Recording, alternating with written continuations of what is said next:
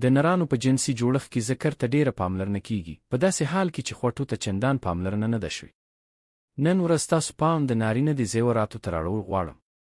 کله چې ماشوم د مور په رحم کې وي، نو د ماشوم خیسي یا هګۍ د هغه په خېټه کې موقعیت لري.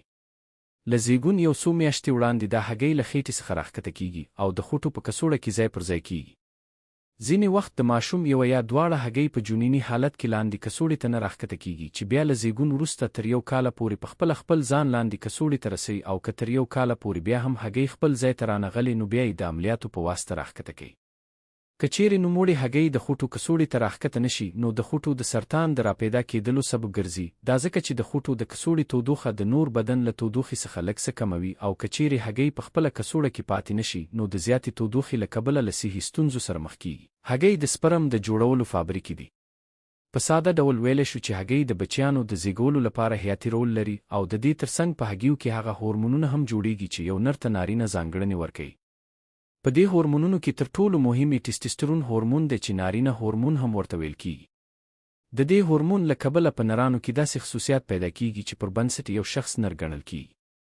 یعنی همدا هورمون دی چې په نرانو کې د ویښتانو د راشنه کېدلو او اواز ډډېدلو غوندې د نورو نارینه ځانګړتیاوو د راپیدا کېدلو لامل ګرځي. که چیرې یو نارینه هګۍ ونه لري یا یې هګۍ ټیسټسټرون هورمون تولید نه کړي، نو د هغه د هګیو کڅوړه به د ښځو د فرج د شفتینې کوبرا یا د فرج د غټو شونډو او د هغه ذکر به د ښځې د کلایټوریس یا منډکې غوندې شي. دا ځکه چې د ښځې په وجود کې د دې نارینه غړو جوړښت له همدې غړو سره معادل دی. دا چې د جنسي اړیکو یا کوروالي اصلي مقصد د نسل زیاتول دي، نو د دې کار لپاره نرانو ته پکار دي چې خپل ذکر د ښځې په فرج کې داخل کړي او خپل تخم د هغې په رحم کې وشیندي. دغه تخم چې د دې پروسې لپاره اړین دی په علمي اصطلاحاتو کې د سپرماتوزوا او یا د سپرم په نوم یادېږي، چې په هګیو کې تولیدېږي. پټه دې پاتې نه وي چې هګۍ په یوه دقیقه کې 50,000 سپرم تولیدوي. سپرم د میسل د تولید ژوندۍ حجرې دي چې په خپل ځان کې 23 کروموزومه لري چې د یو انسان خصوصیات د هغه اولادونو ته انتقالوي. په دوی کې یو کروموزوم د انسان جنسیت ټاکي. سپرم ډیر عجیبه ژوندي موجودات دي او د انسان د بدن یوازینۍ برخې دي چې له وجود نه بیرون خپله دنده ترسره کوي. لکه مخکې مو چې ترې یادونه وکړه، سپرم نشي کولی چې د بدن په معیاري تودوخه کې ژوندي پاتې شي، نو د دې لپاره خدای پاک داسې یو جوړښت پیدا کړ چې له نور بدن څخه جلا او د دې کوچنیو ژوندۍ حجرو لپاره مناسب وي.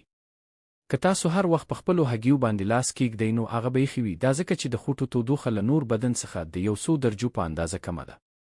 د خوټو کڅوړې چې په ګرم موسم کې لاندې زنګیږي او په یخ موسم کې بدن پورې ځان نښلوي، له همدې کبله ده ترڅو هلته د سپرم لپاره مناسبه اندازه تودوخه برابره کړي. خدای پاک په قرآن کې فرمایلی چې ما انسان په ښه شکل پیدا کړ. نو د قرآن د همدې خبرې په مصداق د خوټو د کڅوړې خلقت داسې یوه انجینري ده چې د فکر د خاوندانو لپاره پکې ډېرې نښې دي.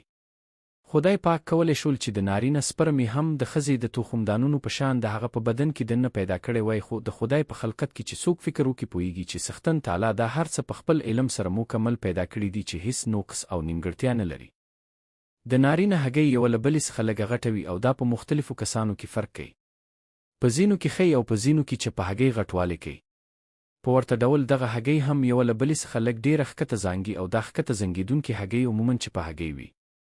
که چیرې تاسو پوهیږئ چې یوه هګۍ مو له نورمالې اندازې څخه ډېره غټه شوې، نو ښایي هګۍ یا د هګۍ شاوخوا رګونه او کڅوړې التهابي شوي وي، یا ښایي کوم تومور ولرئ او په سرطان اخته یاست. په دې ټولو صورتونو کې ډاکټر ته باید مراجعه وکړئ. هګۍ د نارینه د وجود ډېرې حساسې پرزې دي او له څه شي سره د لګېدلو په صورت کې ډېر سخت درد کوي. همدا لامل دی چې په ځینو لوبو لکه کرکټ کې دوی ته حفاظتي پوښونه وراچوي ترڅو له درد او شنډوالي څخه خوندي وي. په نرانو کې د خوټو سرطان د یوې بلې ویډیو موضوع ده، خو دلته ترې دومره یادونه کول غواړم چې د دې سرطان د راپیدا کېدلو خطر له 20 کلنۍ څخه تر 30 کلنۍ پورې ډېر زیات وي. که چیرې په لومړیو کې تشخیص شي، نو درملنه یې هم خورا اسانه ده. زیاتره وخت په هګیو کې دردونه راپیدا کیږي. د دې لامل دا دی چې هګۍ ډېرې حساسې وي او په ښکته زنګېدلو، رازنګېدلو او لاندې باندې کېدلو سره هم پکې درد راپیدا کېدلی شي.